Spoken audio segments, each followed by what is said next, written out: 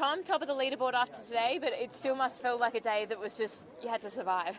Yeah, it was quite stressful. I was saying to the guys after racing, I think my heart rate's higher in that sort of breeze than 25 knots. So just snakes and ladders, and it was never over. You got a gust and you got on the foil and the other boats didn't. You had huge overtaking lanes, and it worked for us a couple of times today. We got a bit lucky sometimes, so we're thankful for that.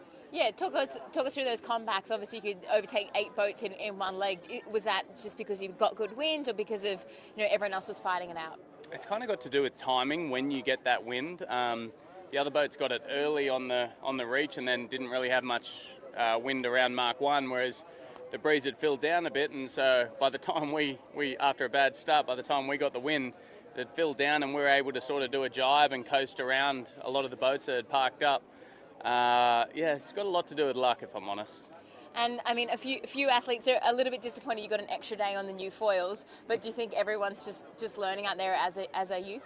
Well, the wind was 180 degrees different direction and very different conditions than the hour and a half we got to test the new foils. So it wasn't at all similar conditions, but look, if you know Australia and SailGP, you know we're the last team to get extra training days. So it was a welcome surprise that we actually got the call up to test those foils. Dylan, good day for you, but it just seemed like such a tough day to race an F50. Yeah, fantastic, to be honest, to get some wind and see what these new boards are capable of. That's really our first day of sailing them with any amount of breeze, and I think it's no coincidence that the boat at the top of the leaderboard has had 2 extra days training on these foils. And I guess for you, how did you find those foils? Was it much easier to manoeuvre? How did it change the way you sailed, or it didn't? There's plenty of learning. I think that's what was the most challenging part. It was a tricky, shifty day, and we're also trying to learn how to sail with these foils for the first time, basically. So, yeah, plenty on out there. And you also were 3 people on board, so how busy are you as a driver trying to foil a boat through a manoeuvre?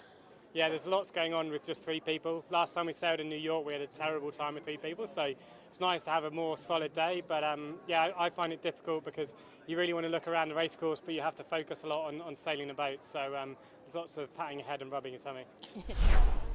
Seb, awesome to be 3rd in the overalls after day 1 at your home event, but I imagine it was quite stressful out there. Yeah, it was. I mean, especially we were worried of not making that first race. We kept having issues with our port board. And then even in that first race, suddenly the boat stopped working, so we were not foiling and everybody was coming back. So we did really well to salvage the race and get a top 5. And after that, we had 2 decent races. It was really up and down for everyone. So tricky, typical Swiss lake day, sorry. But I thought the most amazing point was to see so many people on the water and on shore. I was totally unexpected, and so much passion from the Swiss people is something we're not used to see, so it was amazing. Yeah, when you entered the race course, we heard all the boats were blowing their horns and things like that. I mean, just how special is it as a sailor to represent your country in your home? Yeah, I mean, it's amazing. I think today was just, for us, one of our best days so far this season. Like, not our best day sailing, but just the emotions that we lived, and we cannot wait for tomorrow to live that again. It's going to go by so quick that we want to enjoy every moment. And I think it also puts pressure on us, but a good pressure that pushes us to perform and push to the next level. So thank you for everyone coming, and cannot wait for tomorrow. Giles, it was a tough day of racing out there. How did you sort of navigate those conditions? With varying degrees of success, I think would be the fair answer. It's so up and down out there. Everybody, I think, was struggling, and I think everybody had their moment where they were either feeling pretty stupid or feeling pretty smart. The whole fleet's super inconsistent today. We certainly followed that trend, but we're in there. I think we're 4th overall, which is good, and plenty of work to do tomorrow. And well within a shot. I think that's really what matters. And that last race, right? You really came back and had a good result? Yeah, we had a good one in the last one, yeah. We had a great start in the last one, which we didn't manage to do in the first 2. I think with such light wind, and you could just about get foiling if you got clear air off the line. And then, if you were able to do that, it was kind of pretty easy to get down to the first bottom gate on the foil. And if you weren't in that top 3 at Mark 1, it was hard yards.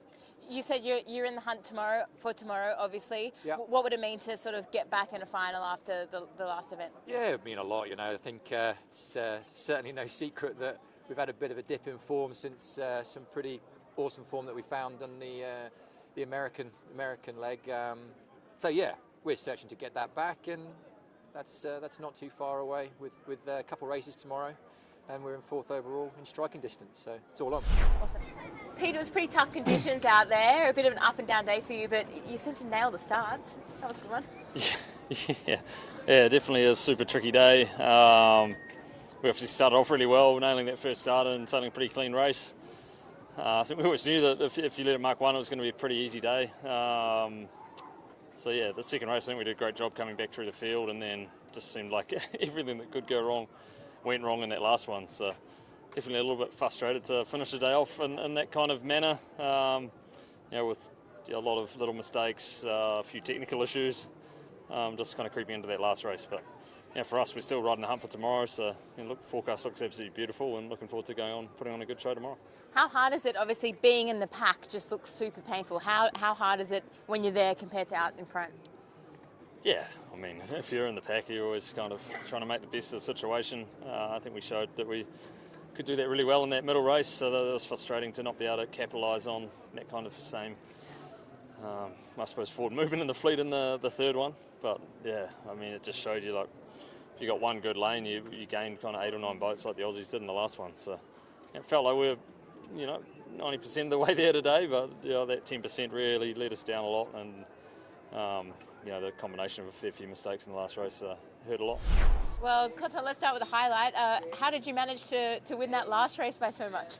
I think it was a do or die. So we were motivated to have a good result on the last one.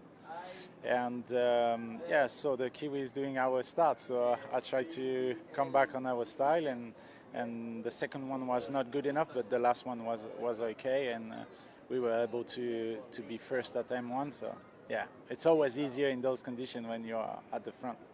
And in English, can you also tell us, obviously it's about popping on the foils, you were 3 people on board and with new foils. How difficult was that? Yeah, it's super difficult to be at the middle of the fleet or even at the back, because people have to understand that you have clear hair as soon as you are in front, but if you're at the middle or at the back, like, you have disturbed hair all the time, and so you're just sailing more meters than the others, and then the gap is growing and growing. So it's always easier to sail in front in those conditions. Otherwise, all the transition and the foiling tag, the foiling jibes are super difficult. Nikolai, it was an up and down day for everyone. You guys started strong. What was the biggest challenge out there for everybody? Yeah, we had great starts today, but we didn't quite manage to hang on to them, so that was a bit of a challenge for us. So I think it's just about the race course, picking the shifts and the sides, and normally you get more benefit from good starts. Today wasn't really that, at least for us. Maybe some of the other ones did, but it's just picking the shifts and getting around the race course clean. We didn't do a good job with that. It was a super condensed race course, and everybody was spread out for foiling, not foiling. How hard was it just to navigate around everyone? It's super tricky when you end up in the pack. So we took high risk in the start to get away, and it worked well. And then we somehow still end up in the pack, and then you have traffic and deciding whether to go avoiding traffic or go for a shift or breeze, and we just didn't quite get that balance right today between us. So we need to look at that for tomorrow, I think. Eric, you guys improved throughout the day. Were you slowly learning the new setup or the course, or just things sort of clicked? I don't know. I mean, I think it was a bit of a frustrating day. We had good starts this time, and didn't make it around the course on the foils, and that's why we dropped back in the first 2 races big time. And the last one we managed to stay a bit longer on the foils, but for sure in total we are not happy with our foiling performance today. Diego, tough day for you on the water today. Where did you really struggle out there? Well, I think it was a bit different things. In every race we then managed to put a full race together. We had good moments and big mistakes, and we suffered them. It looked like everyone was making mistakes out there. How hard was it to sort of navigate the wind out there? Yeah, it's very hard, especially with 12 boats. There are very little space and lanes in the course to make your way, and finding those obviously is key, and it's hard at the same time because we are all looking for them. That was the key today, I think. Taylor, obviously tough first start for us. Just talk us through what happened out there. Yeah, frustrating for sure. I'm frustrated with myself. I put my hand up fully for it, and yeah, just a shifty day, and there's no excuse, but big right shift just caught me off guard, and we get a little bit high in the start box, and we talked about this exact situation coming into today, how it would be easy to, get shut out, and our plan is to just go over the start line early, and we pulled the trigger a little late and got hooked by Denmark, and there's no penalty for starting early other than getting behind the boats, and it's a big mistake on my part. You bounced back in the second race. I think you ended up fourth. That must have felt pretty good after that. Yeah, I can't tell you how frustrating it is watching racing from, watching the whole first race unfold and not be in it. But yeah, I think the team did a nice job kind of evaluating what was to come, and we had a great race and battled back into the race, which is even that much more impressive than on a short track like that. So it's again, happy with that race, and we got some work to do though for sure. And leaderboard's still tight. Everyone had a lot of up and downs today, so keeping it positive and go out and try to climb our way up the leaderboard tomorrow. Ruji, it was just one of those days, just super tough sailing out there. What made it so difficult for you? So full of new challenges, new foils configuration, which is opening up a lot of new options for the boat, earlier takeoffs, and then two boards, kind of weird things that we need to explore, and then the 3-up, of course, another challenge. So very overloading on board, and then actually tough condition because it was really patchy, gust here and there, and that pretty much was the day.